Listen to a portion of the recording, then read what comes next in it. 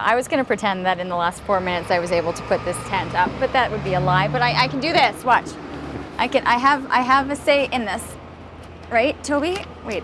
That's right. There, see, I did it. I got something in. Tobi Kiesewalter is joining us, Senior Natural Heritage Education Leader. And this is a great segment for me because really there are so many people out there who may not have had the opportunity yet to go camping, but there's ways to learn. There are people to help us out. Exactly, yes. We have a Learn to Camp program in Ontario Parks, and so we're doing a couple of different things where we're actually supplying the equipment on weekends so that people can come out and we'll give them equipment for a weekend. And that's one of the most daunting things about camping is, what do I buy? Right, that is probably the most intimidating thing is, A, will I really like it enough to go and purchase all of the things that are necessary? So this gives people an opportunity to have the equipment, see what they're able to do, see if they really enjoy it, and know what, you kind of go through a checklist though too, right? Because there are so many things that come with it. Absolutely. There's the tent, there's the dining shelter, how to cook, how to deal with inclement weather, if it's pouring rain.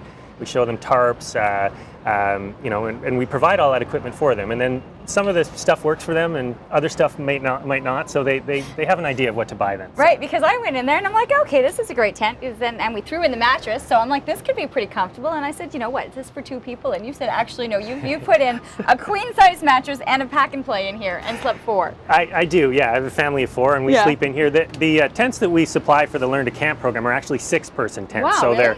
They're quite a bit bigger. They're sort of long and narrow, and you can fit a whole family in there. And so that's usually, we're sort of geared towards families. Sometimes it's just a couple people, and sometimes as many as 6 people that come and take part in the Learn to Camp. See, this is really easy to do, just snapping these buckles, but I think there was more to it. Plus, there's a tarp that goes over if there's rain. There's a tarp, yeah. Obviously, there's screen here, and we usually have a fly that goes over that, and of course, the pegs that sort of peg everything down. Once you peg everything down, it actually gets a little bit bigger because it pulls the outsides out a little bit more. So. And then you have the space in there. Yeah. We've also set up a great little dining room table. Mm-hmm. We have the cooking supplies, so this would also be included.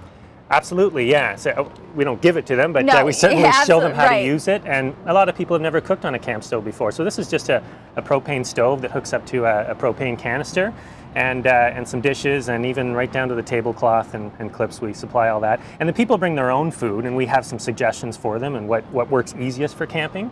And then we show them how to use it. They use it. We walk around to the sites and make sure they're doing everything safely. Yeah. Okay, this is where it comes into. You're also dealing with food and how to store the food, and we're talking about animals. So there's one thing to just be able to set up a tent, but to understand your surroundings and what might also be around you. Yeah, absolutely. And that's one of the things that trips up a lot of people is they leave the food out on the table and they go down to the beach and they come back and realize that raccoons have ravaged their bread or whatever. So it's important. We show people it's important to keep your food in your cars, locked up, windows up.